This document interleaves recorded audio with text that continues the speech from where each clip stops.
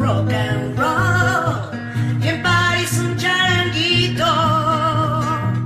Magdalena del mar, te canto porque te quiero, porque en ti veo a toda mujer que sobresale en mi pueblo.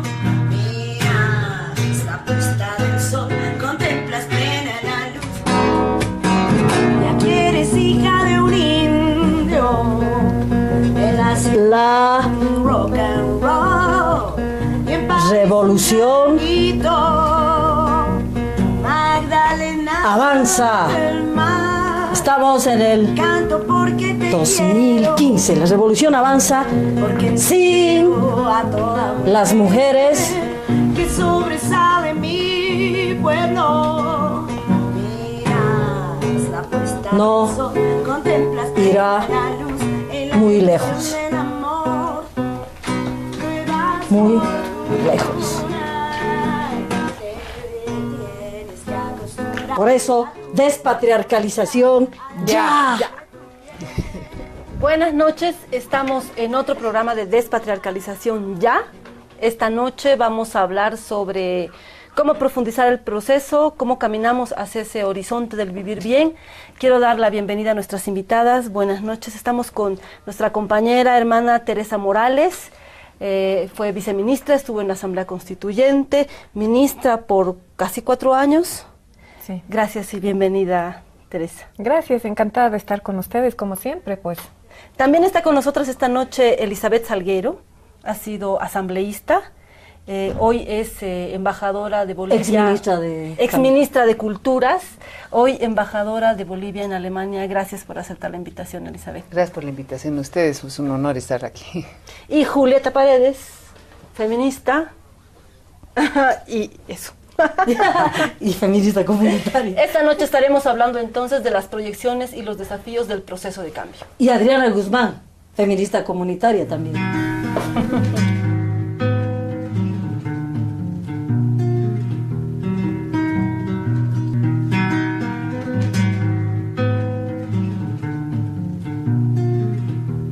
Estamos en despatriarcalización ya. Esta noche con nuestras compañeras Teresa Morales, Elizabeth Salgueiro, Julieta Paredes, para ver cuáles son los desafíos de este proceso.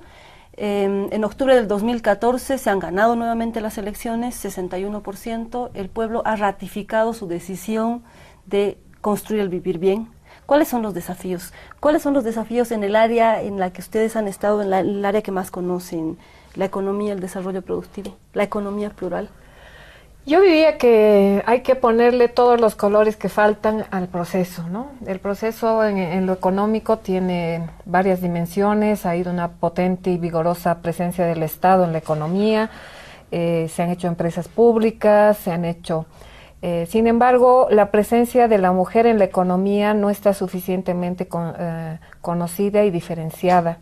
La presencia de las mujeres en el sector de la micro y pequeña empresa, en gremiales, en pequeño comercio, etcétera, todavía ha sido tratada de relativa neutralidad, con la neutralidad que se trata en general la actividad económica, sin decir si está liderizada por hombres o por mujeres, o si participan hombres o mujeres en la actividad.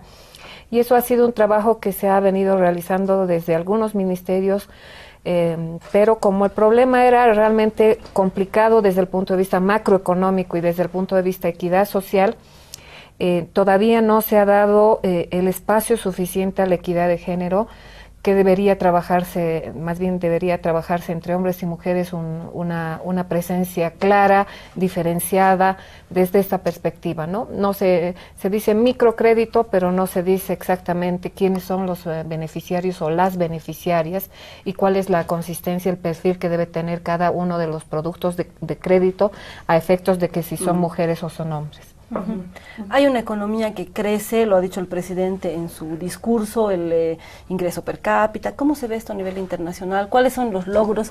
¿Cómo se está mirando eso desde Alemania? ¿Cómo mirarán las hermanas y los hermanos bolivianos en Alemania, Elizabeth? Bueno, yo creo que hay dos pilares en cuanto a esta revolución democrática y cultural, que son la descolonización y la despatriarcalización, y que los conceptos del vivir bien relacionados a diferentes ámbitos como el respeto a la madre tierra, la integración con todas las culturas de nuestro país, por eso un Estado pluricultural, y los avances en términos económicos, estadísticos, son reconocidos en el exterior y realmente nos tienen muy grande admiración. Y también, obviamente, en esos desafíos se ve que muchas personas, muchos ciudadanos y ciudadanas bolivianas, a partir de esta información quieren retornar, ¿no? Sabemos que hay mucha migración, sobre todo femenina, que ha ido a buscar mejor vida y en muchos casos se ha encontrado con una explotación, tal vez porque se desarrollan en ámbitos como son los cuidados, otra vez, el cuidado ya sea de las personas mayores o de los niños, y transportando muchas veces también la violencia doméstica, la violencia en sus familias.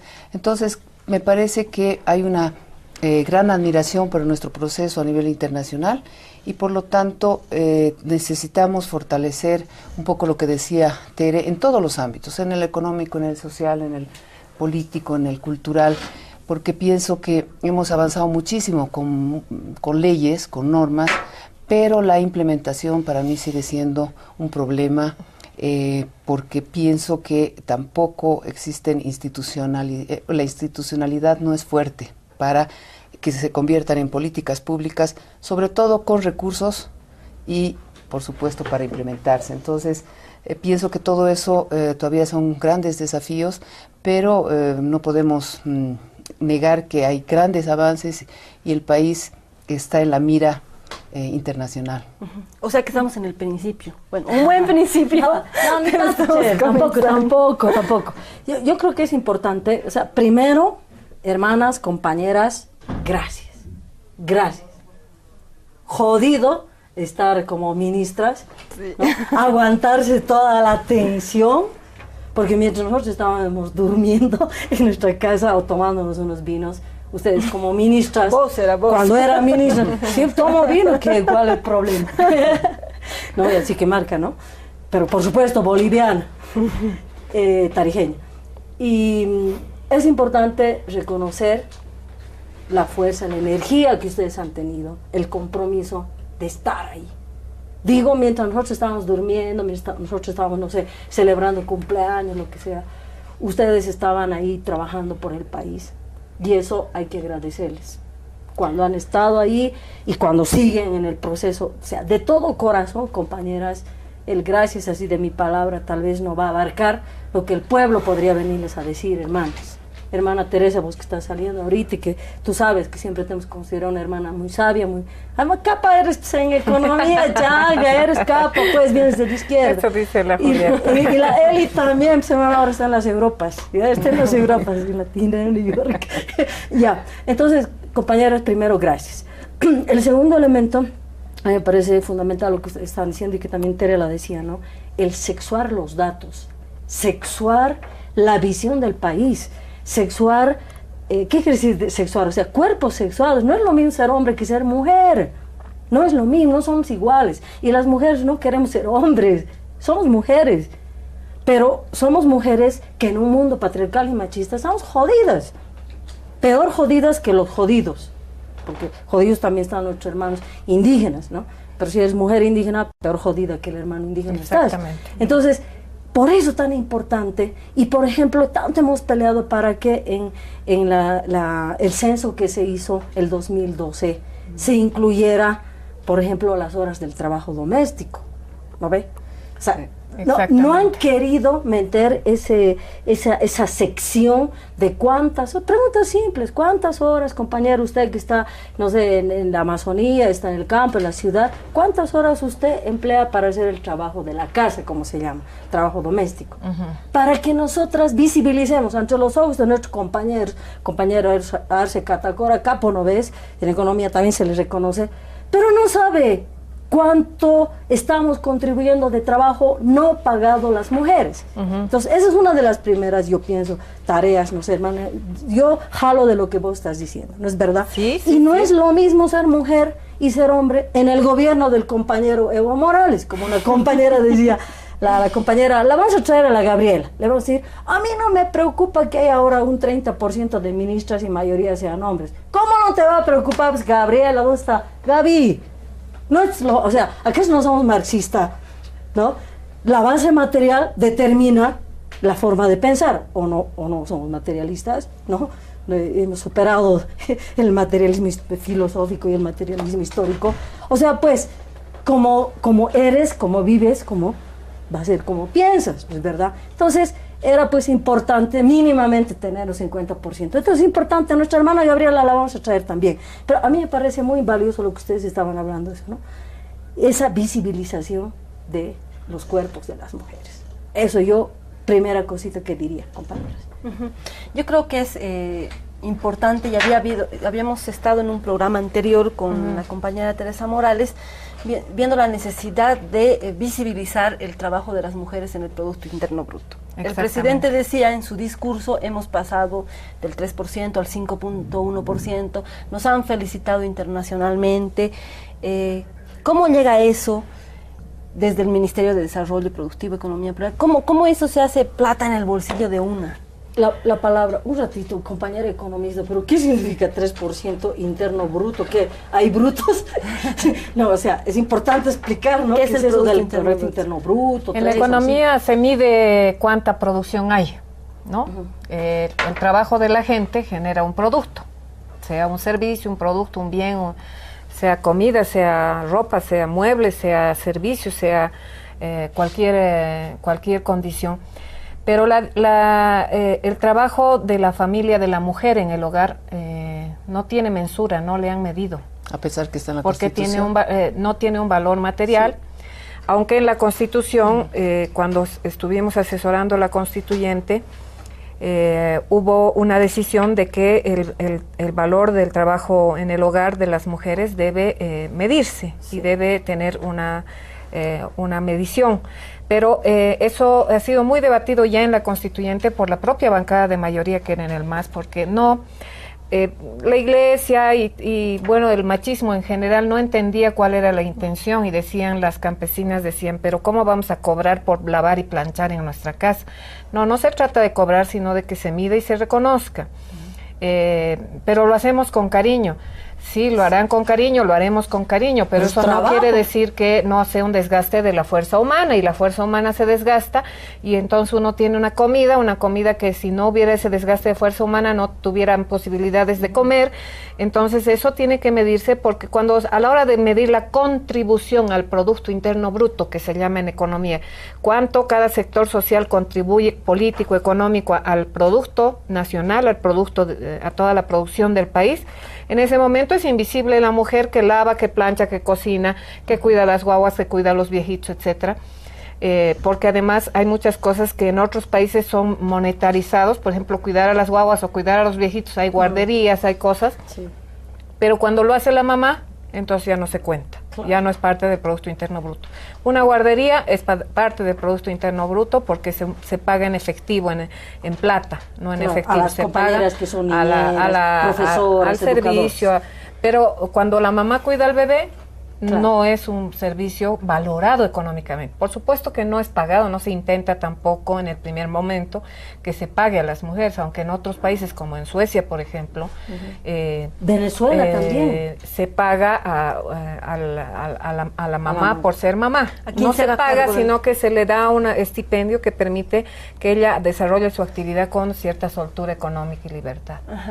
¿Qué significa? Estamos discutiendo en este primer momento de qué significa visibilizar ese trabajo impago que hacemos, cómo vamos profundizando eso, cómo llega todas estas cifras que ha mencionado el presidente, cómo llega a nuestro bolsillo y al bolsillo de las mujeres. Sobre eso vamos a seguir discutiendo en el próximo sector. Y empieza la Eli. La Eli.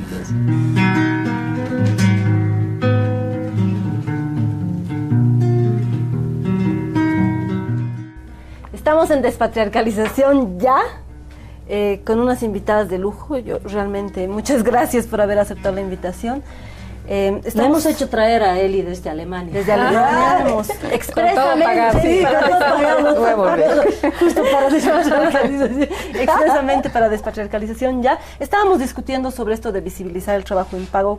En Europa nos comentabas, Elizabeth, en el corte, que hay otra lógica.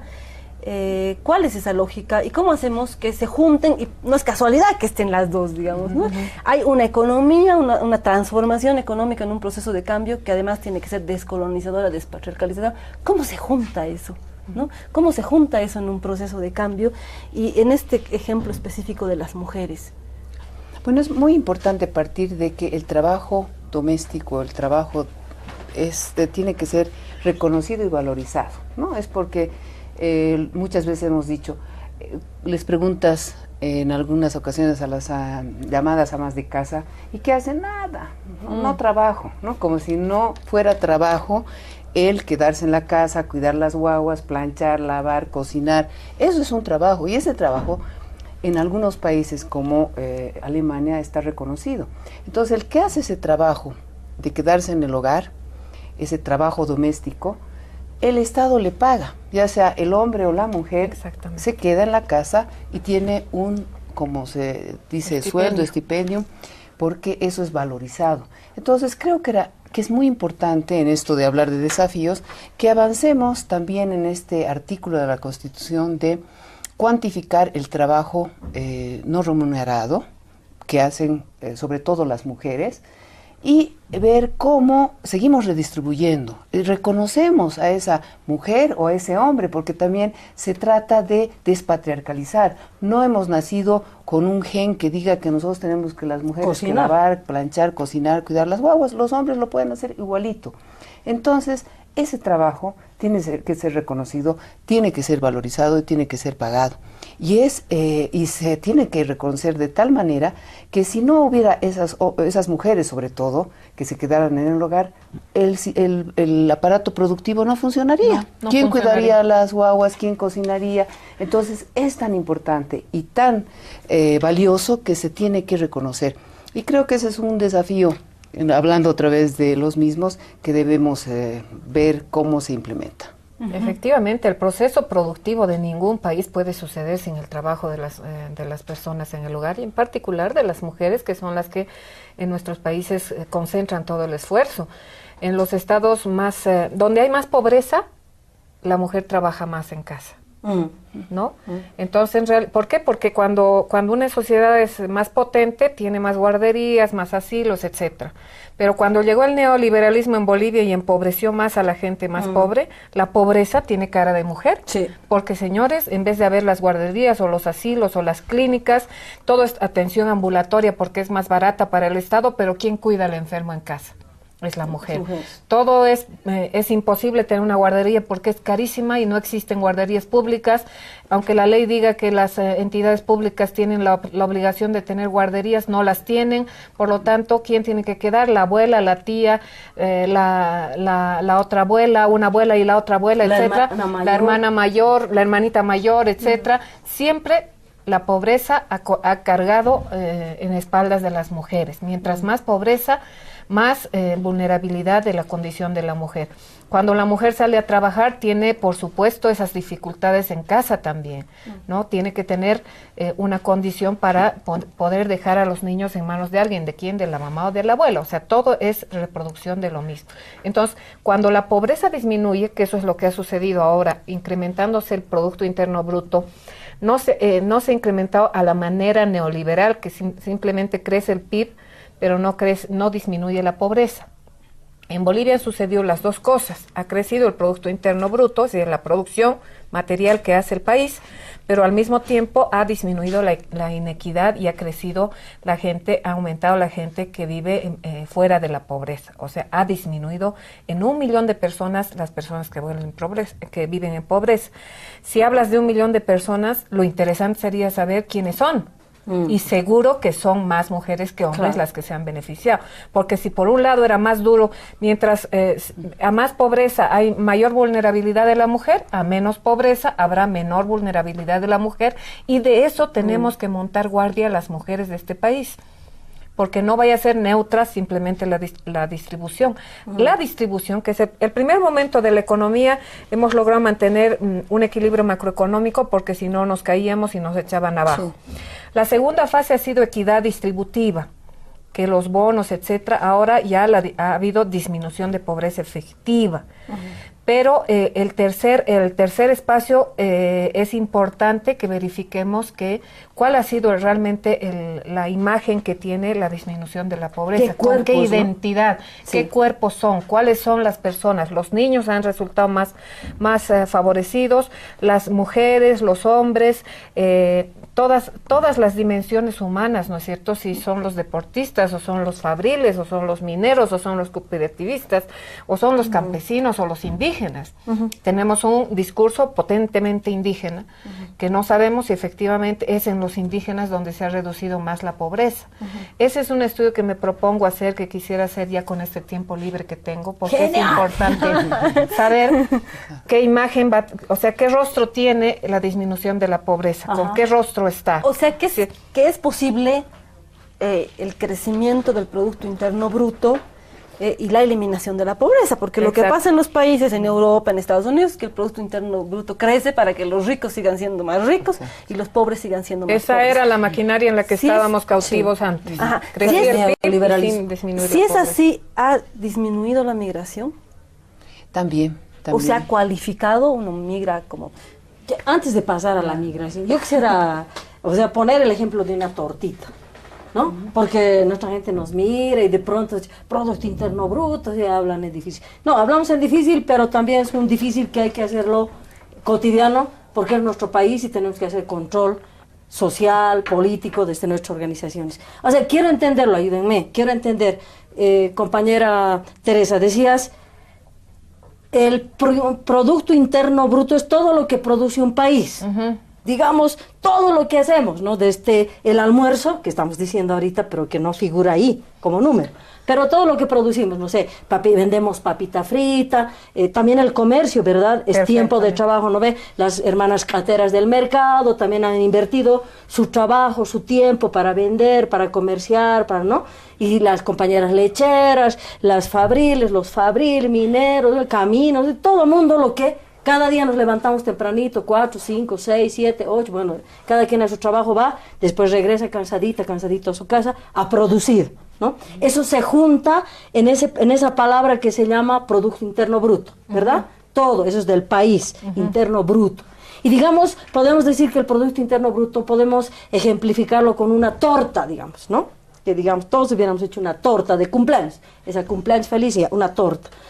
Hermana, decías, en la época neoliberal, de esa torta, ¿no? Digamos que tenía 10 pedazos, tenía, ¿no? 10 pedazos esa torta, ¿no? De 10 personas, ¿no? 2 que eran los ricachones del país, ¿no? Los de las que estaban ligados a las transnacionales y los burgueses. 2 personas de esas 10, de esos 10 pedazos que estaba partida la tortita, se lo comían 8 pedazos. 2 personas se lo comían 8 pedazos. Esa es la distribución, ¿no ve? 8 pedazos para 2 personas. Gordos estábamos, ¿no? Y 2 pedacitos tenían que partirse las otras 8 personas. Exactamente. ¿Es verdad? ¿No? Y ahora 8 personas todavía está asexuado, neutro. De ahí, ¿cuántas eran mujeres? ¿Es verdad? Entonces, eso todavía deja, de esos 2 pedacitos, dice que de los 2 pedacitos, 1 pedazo y medio se lo comían los hombres, que eran 4 hombres, 4 mujeres de los 8. Los hombres se lo comían y la mitad del pedacito se repartían entre 4 mujeres. Así podemos hacer, ¿no? Creo que podemos hacer un dibujito, digamos, para entender el Producto Interno Bruto. Y ahora tenemos como 3 pedazos, casi 4 pedazos. ¿Cómo sería ahora, más o menos, digamos, tomando el ejemplo de las 10 personas y los 10 pedazos, ¿dónde piensa, compañera Teresa, dónde más o menos estaría la distribución? Mira, antes, cuando un bebé nacía mujer y era indígena, era 100% de probabilidades de ser pobre. A la pistola. Si tú llegabas al mundo siendo mujer y siendo indígena, no había ninguna posibilidad de que no vivas en pobreza. Tenías necesariamente que ser pobre. Ahora eso ha cambiado. ¿Hasta qué año era eso, hermano? bueno, hasta el principio del proceso 2005, de cambio, ¿no? 2004, 4, 6. 5, 6, sí.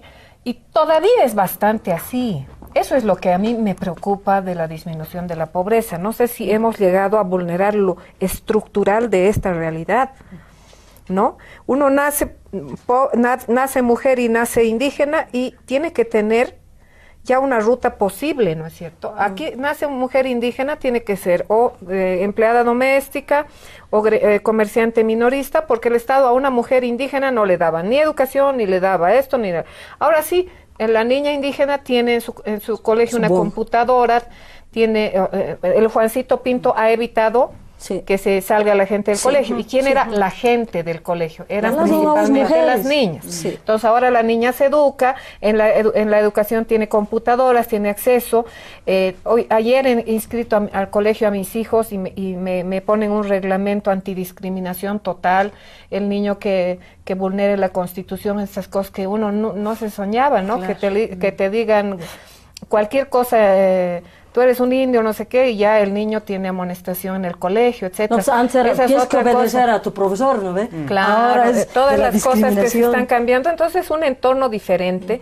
Y existen, pues, no es un destino griego, como los griegos marcaban el destino a ser pobre, ser miserable, pobre, prostituta o lo que fuera, sino ya es ahora la posibilidad de un abanico más grande. Puedo ser científica, física nuclear, etcétera. Eso es lo que ya tiene que haber cambiado. Y eso es lo que hay que medir ahora. ¿Cuánta gente está saliendo de la pobreza y con qué posibilidades de crecimiento, de acceso a oportunidades equitativas? Sí, y en eso solamente complementar de que creo que hemos avanzado mucho en lo material, en la base estructural, ¿sí? Pero la superestructura es la difícil y eso se cambia con el tiempo. Estamos hablando de lo ideológico, o sea, puede que hayamos mejorado la situación de esa niña que ahora va al colegio, pero todavía falta justamente la ideología patriarcal, destruir, romper esa mesa patriarcal, en cuanto a que esa niña, en vez de que su perspectiva sea que a sus 18 se case, tenga guagua y chao el estudio, tenga otro tipo de visión y de futuro, ¿no? O sea, creo que todo eso merece un trabajo integral de muchos sectores y ámbitos.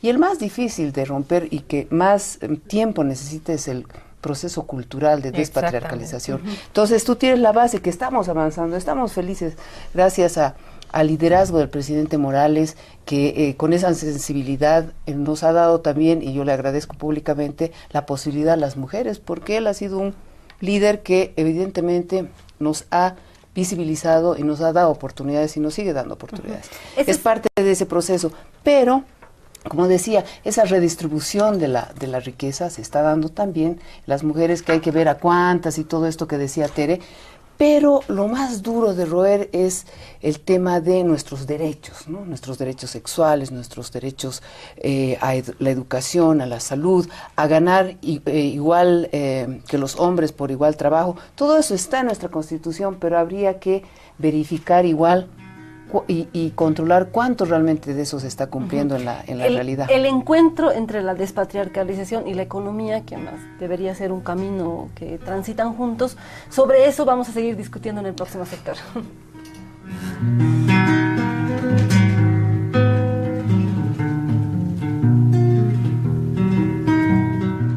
Estamos en Despatriarcalización Ya, hablando sobre las proyecciones, los desafíos. Muchas gracias nuevamente por estar aquí. Estamos discutiendo sobre este encuentro, que todavía por el momento parece ser medio desencuentro, entre la economía, la despatriarcalización y la descolonización. Elizabeth, nos habíamos ido contigo con esto que decías, se abre el abanico de posibilidades para una niña que nace indígena, ya no es su único destino ser pobre, hay un abanico, pero llega a los 18, se casa y repetimos la historia y se jodió otra vez.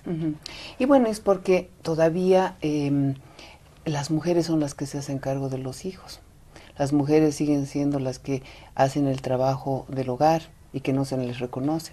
O sea, ese nivel de avances todavía no hemos llegado. Estamos poco a poco debatiendo, ¿no es cierto?, que los hombres, que las mujeres tenemos iguales derechos, que hay que asumir la paternidad y la maternidad responsable y equitativa, pero todavía a mi gusto sigue siendo más discurso que realidades, ¿no? Entonces, yo pienso que estamos en un buen camino, pero hay que fortalecer, y eso es como un desafío, en todos los sectores, políticas públicas que vayan a despatriarcalizar.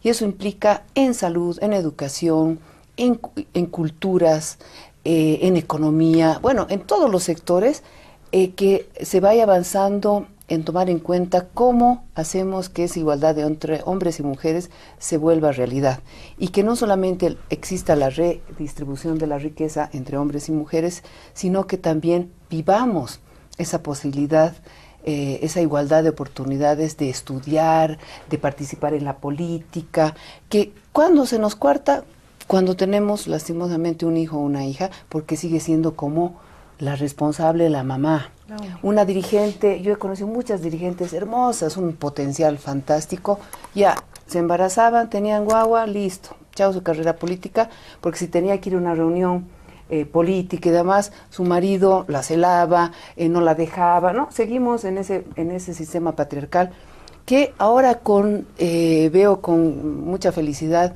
que hay un casi 50% en la asamblea, sí, ¿no?, plurinacional, y que esas mujeres están abriendo brechas, pero hay que seguir trabajando en todos los sectores. A ver, en salud, por ejemplo, ¿qué vamos a hacer para evitar embarazos no deseados, ¿no?, de adolescentes sobre todo?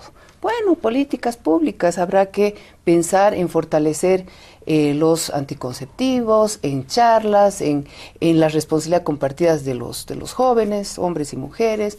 ¿Qué vamos a hacer en educación? Ya, la currícula ya no va a ser sexista, perfecto, ¿la estamos cumpliendo?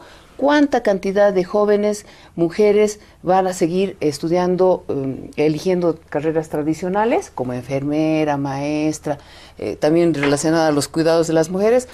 ¿Y cuántas están yendo por la economía, por las ingenierías, por lo técnico? Es decir, en todo eso se mide.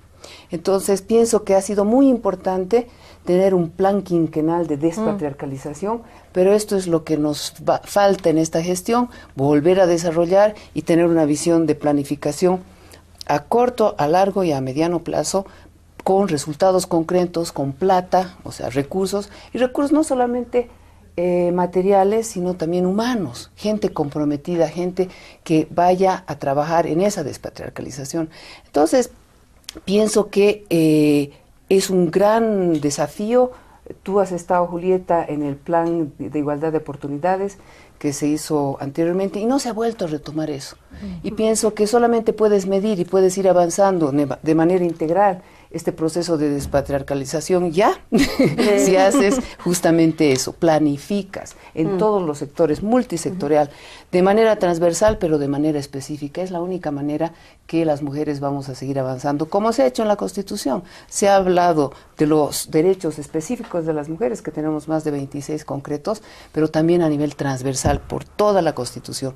Así deben ser las políticas públicas, con recursos humanos y materiales suficientes y necesarios para lograrlo. Yo creo que una de las cosas que es interesante es que hace unos 2 años, ¿no?, más o menos, despatriarcalización, parecía trabalenguas, ¿no? De cómo es, papá, ¿no?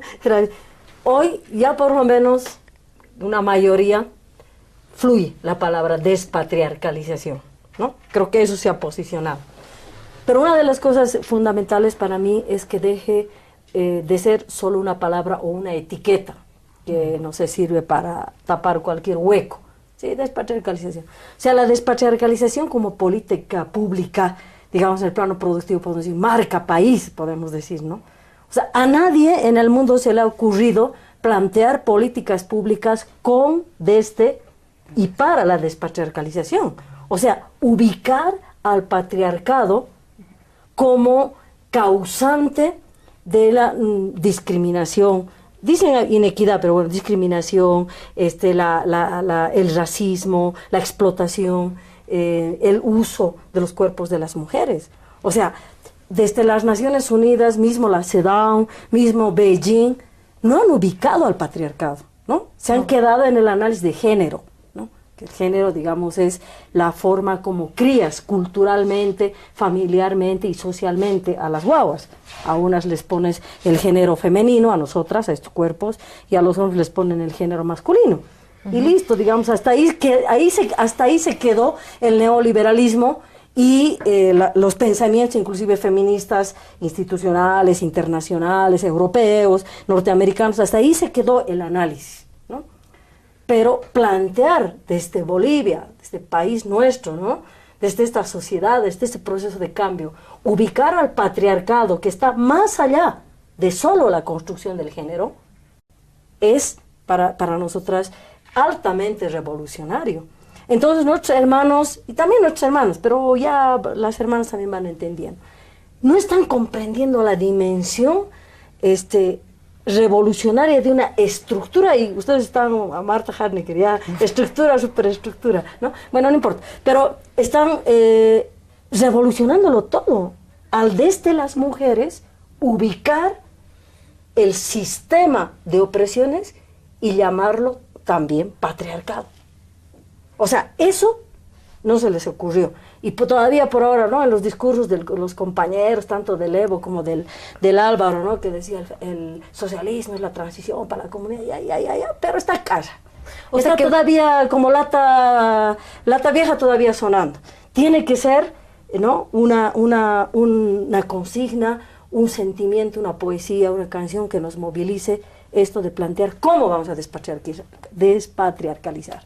No sé qué me estabas queriendo decir, no, Adriana. Que además mencionar que en sus discursos no han mencionado la palabra, ¿no? No, pues. Y que creo escasamente han dicho un par de veces mujeres, ¿no? Que no sé si es una casualidad, pero pensando en lo que decía Teresa antes, no sé si estamos tocando la estructura.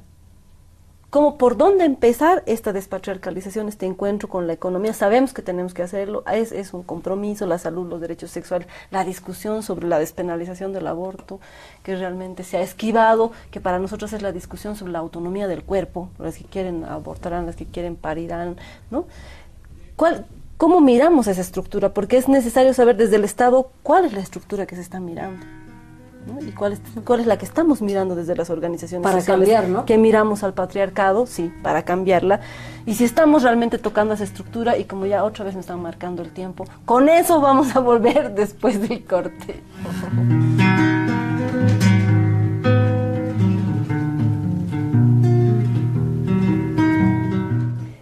Despatriarcalización, ¿ya estamos tocando o no estamos tocando la estructura?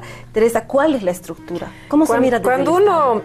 uno puede hacer dos cosas: tomar una decisión de política pública y no saber quiénes se van a beneficiar claramente, y quizás sorprenderse con que habían sido las mujeres. ¿De chiripa? ¿No? Y la otra es tener la intencionalidad clara de favorecer principalmente a las mujeres.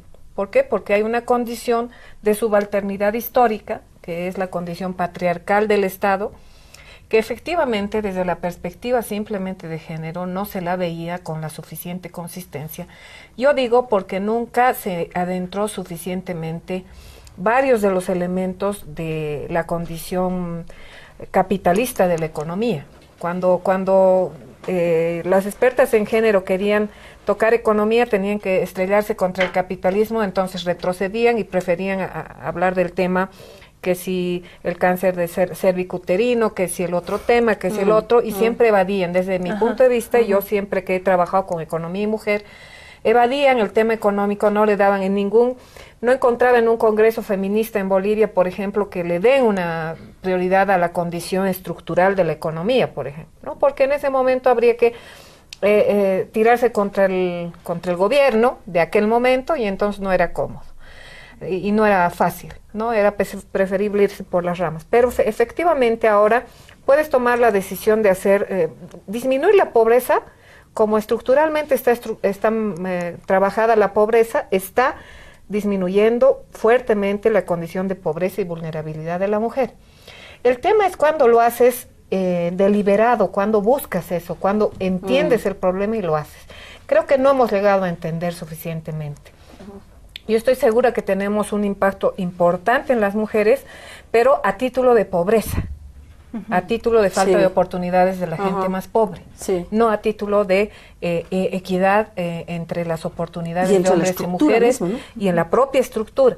Entonces, si tú dices, bueno, la condición plural del Estado, Julieta, compañeras, me parece que tiene que tomar la dimensión esta de despatriarcalización como parte esencial. No solamente es una pluralidad cultural, sino una condición de despatriarcalización o un combate al Estado patriarcal, porque no puede haber un Estado plurinacional sin despatriarcalización, porque sería epidérmico, sería simplemente cultural, ¿no? Tiene que haber un Estado plurinacional. Si hemos puesto Estado unitario, social, de derecho, plurinacional, comunitario, 6 palabras sin comas en la Constitución, es porque tiene que ser unitario, al mismo tiempo ser plurinacional, al mismo social, de derecho, autonómico, etcétera, y con autonomías. Sin embargo, no hemos planteado la condición despatriarcal. Alguna vez cuando discutíamos con el vicepresidente acerca de la creación o no de un ministerio de la mujer, o de un viceministerio en aquel entonces de la mujer, él nos decía, tienen que abrirse campo en la cancha como los indígenas, las mujeres, tienen que pelear. Entonces yo le decía, sí, pues, pero los indígenas ahorita están en la condición plurinacional, pero ¿dónde dice despatriarcalización en la Constitución? Como para que uno agarre la Constitución y colgada de ahí haga un ministerio, un viceministerio, ¿no es cierto? No existe eso, porque no lo hemos trabajado suficiente. La condición de despatriarcalización no ha sido trabajada en la Constitución no hay esa palabra. Es una nueva fase, pero la tenemos que, con condiciones, digamos, con todo este movimiento de mujeres, tenemos que consolidar que el hecho de que plurinacional significa necesariamente despatriarcalización. La condición plurinacional no puede ser simplemente cultural, ni tiene que ser simplemente de cosmovisiones, de visiones de mundo, de paradigmas civilizatorios alternativos. En el paradigma civilizatorio propuesto debiera entrar la condición despatriarcalizadora de la economía, de la sociedad. Está grabado. ¡Grabado! ¡Está grabado! Yo creo que llegamos a este proceso, yo creo que llegamos a este proceso de análisis porque hay un proceso. O sea, no se planteó en la Asamblea Constituyente porque no habíamos llegado a esta... No, pues, nosotros lo planteamos, pero no vencimos. Con esta claridad. Nos ganaron las ONGs y las ONGs impusieron, ¿qué es despatriarcalización? Son ceras, no, es que hay que desmontar el patriarcado. Decíamos, ¿no? No había esta claridad, de la Asamblea, no había, pero dijimos, pero las ONGeras, la coordinadora de la mujer, que siempre huevea las cosas, ¿no? Entonces, no, equidad de género. Pero no se podía llegar, es más, donde se ha llegado mucho en relación a la conciencia que había en las compañeras constituyentes. Exacto. Este artículo del cual hemos hablado al inicio, que fue de valoración del trabajo de la mujer en el Producto Interno Bruto, era combatido principalmente por las mujeres. El tema del aborto nos salió a propuesta de las mujeres. ¿De quién? Del MAS, de la bancada mayoritaria. Todo el tema de introducción de los derechos de las mujeres como explícito, no como implícito, porque como las mujeres no son humanas, somos pues... Entonces, los derechos humanos y ya está. Pero no, pues somos históricamente discriminadas, necesitamos discriminación positiva. No, eso no querían las compañeras, ¿no? Nos decían, no, pero ¿cómo pues estas abortistas, o sea, las otras personas que no estaban de acuerdo con eso, que si somos abortistas, que si nos encanta abortar, que si somos de hombre en hombre, que si no sé qué cosas, y no era, la mayoría de mujeres en la Asamblea Constituyente no estaba en favor de las cosas que finalmente salieron por condición política progresista de la Constitución. Claro, porque el patriarcado afecta a hombres y mujeres. Sí, claro. Y evidentemente no basta con que seas mujer para ser despatriarcalizadora, ¿no? Y eso es la indicación de la paternidad, machista, ¿no? ¿No es cierto que en la Constitución dice que simplemente una indicación de la madre para decir quién es el padre e inscribirlo con ese nombre? Eso fue un avance histórico. Sí, es histórico. Pero ¿acaso era posible discutirlo en la Constituyente? Las primeras en oponerse eran las mujeres, o sea, tampoco digan... Las asambleístas mujeres, ¿no? Sí, y que mayoritariamente eran hermanas y compañeras del MAS, que creo que ya han avanzado, ¿no? Hasta ahorita, por ¿te eso parece? te digo, incluso lo poco que se haya conseguido ahí era mucho para el momento en que se estaba planteando. Sí. Podía no haberse conseguido nada si no fuera que al final de cuentas nos pusimos de acuerdo en una agenda mínima todas las mujeres que pudimos estar ahí y a introducir además en nuestros compañeros gente progresista que ayudaba en mayorías y en construir textos y en cosas y persuadía. Pero así, esto de la indicación del padre o de la madre, no tienes idea la discusión que hubiera sido necesario grabarla en la bancada de mayoría. O sea, había un compañero que decía, pero ¿cómo me van a achacar a mí la guagua? Achacar era la palabra. ¿Cómo me van a achacar a mí la guagua? Y si no es verdad, demuestras pues, tú eres el que tienes que... ¿Pero Claro. por qué yo tengo que demostrar que demuestre ella? No, no era tremendo y al final dicen, bueno, al final está bien, demuestras y queda claro que no es tu guagua y tranquilo. Claro. Ah, y mi reputación, decía. Pero eran así las discusiones. Pero a ver, imagínense, o sea, las discusiones eran así y las mujeres no estaban tan... En realidad la Constitución salió más avanzada de lo que la propia bancada era... Mayoritaria. Claro, había liderazgos que podían conducir a la bancada. No quiero decir que sea enajenado total lo que quería la bancada, sino que los liderazgos tuvieron que influir sobre los constituyentes de base para que salga una constitución avanzada en el tema género, que ahora es en el tema género, que ahora es la más avanzada del mundo. Sí. O sea, sí es verdad que las ONGistas pudieron no ir a tan lejos como se podía, pero hasta donde se llegó era donde máximo se podía llegar. Y creo que es un logro, perdón, ¿no? Estamos en el cierre, en la parte final del programa, justamente para ir cerrando. Con la Elizabeth, Teresa, Julieta, ¿cuáles son los desafíos para todo esto que hemos mencionado? Ya no es suficiente hablar solo de despatriarcalización, tiene que ser como la mirada de todo el Estado. ¿Cómo seguimos? Es lo que decía un poco Tere, ¿no? Es tener políticas públicas y también, Julieta, despatriarcalizadoras, tomando en cuenta que estamos en un Estado todavía lastimosamente patriarcal y que hay que despatriarcalizar. Un Estado plurinacional no puede, como decía Tere, seguir adelante siendo patriarcal. Entonces hay que despatriarcalizarlo y para eso hay que tener la intencionalidad de hacerlo, con metas claras, con políticas públicas que apunten a ir, desencajando y desestructurando ese Estado patriarcal en todos los ámbitos y nuevamente aclarar que la despatriarcalización no es que estamos culpando a los compañeros hombres de todo lo que pasa y las injusticias entre hombres y mujeres, sino que el sistema patriarcal, en ese sistema patriarcal, hombres y mujeres somos víctimas del mismo, ¿no?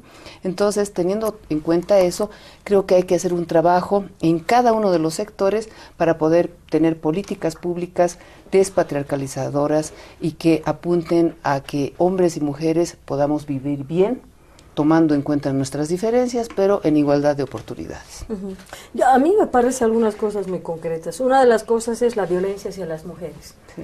O sea, ese tiene que ser un indicador de políticas despatriarcalizadoras, ¿no? O sea, no podemos estar diciendo que despatriarcalizamos cuando los índices de violencia se mantienen o suben, puede ser por las mayores denuncias, pero no puede ser eso, ¿no? Entonces, tiene que ser claro, tiene que haber plata, tiene que haber compromiso y no tiene que haber retroceso en el sentido de que, las mujeres ahora de todo se quejan y que las organizaciones sociales o dentro del gobierno, ya les hemos dado la 348. La 348 es un número, son palabras, lo que se necesita es gente comprometida.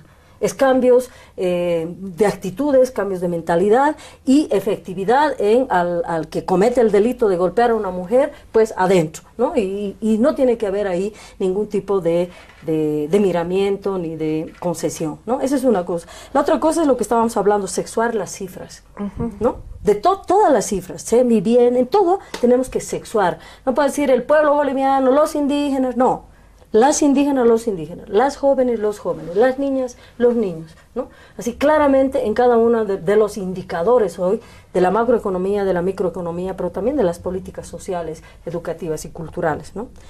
El otro elemento, a mí me parece que hay que profundizar ya en la filosofía, en la construcción de conocimiento, que es otra de las cosas tan lindas que produce nuestro proceso, ¿no? No solamente producimos quinoa, digamos, ¿no? También producimos ideas, también producimos pensamiento. Entonces nos parece importante la producción de la despatriarcalización como esta propuesta de política pública, como esta propuesta desde las mujeres, este aporte ideológico, político y filosófico, que también hay que darle entonces contenido a la despatriarcalización, no puede ser solo un tema, ¿no? Y bueno, creo que la otra parte que ya también la vio Teresa es la estructura, la formación social boliviana, ¿no? Que tiene por un lado la estructura económica, ¿no? Pero también la estructura cultural, de clases, ¿no? Ahí, ¿cuál es el lugar de las mujeres? O sea, en la formación social boliviana y en la estructura económica, que es otro de los parámetros importantes, ¿cuál es el papel, cuál es el lugar de las mujeres? Para esos 4 elementos, ¿no? Para cerrar. Sí, Muchas yo gracias. también creo que es un tema, la despatriarcalización es un concepto muy potente, que todavía no ha sido asimilado ni siquiera por el propio gobierno en su integridad. Tiene varias dimensiones que hay que irlas trabajando en diferente detalle, introducirlas en la política pública. Uno es el tema de violencia, es el Ministerio de Justicia. Otro es el tema económico, el Ministerio de... Cada uno en su lugar, ¿no? Un abanico de políticas, porque claro, lo de género se tomó décadas, o creo que más de décadas, haciendo las dimensiones de género. Ahora, la condición patriarcal del Estado también debe descomponerse en qué estamos hablando, de qué se trata, cuando como, qué hago, cuando duermo, qué hago, cuando estoy en la calle, dónde, en qué momento está la condición patriarcal del Estado vigente en mi vida y cómo la debo combatir. Que nos digan de qué se trata, o sea, los expertos y las expertas deben decirnos de qué se trata, y además tiene que ser intencional la política pública. Si tú dices la condición patriarcal del Estado en cuestión de créditos de la microempresa se patentiza en que el menor monto de crédito y a menor plazo se les da a las mujeres y el mayor monto de crédito y mayor plazo se les da a los hombres porque ellos son productores y ellas son gremiales, entonces tú tienes que hacer una estrategia deliberada de reconversión productiva de mujeres comerciantes en productivas para que su capital rote de otra manera, capital o su crédito rote de otra manera, por lo tanto, pero tienes que tener una deliberada intención de modificar eso. Lo puedes hacer también, pero de pura chiripa, como en el caso de ahora, como lo estamos haciendo. Disminución de la pobreza, ergo, potenciamiento de la mujer pobre, pero eso no sabemos si ha sido, porque hay cosas que son condiciones estructurales y sobre la mujer vamos a actuar de cualquier manera. Las mujeres en Bolivia están viviendo mejor que antes, sí, como todos los bolivianos estamos viviendo mejor, hasta por la autoestima, el satélite, qué sé yo, todo, pero eso es no porque lo hayamos hecho deliberadamente con la condición femenina, con la condición de las mujeres en cuestión patriarcal.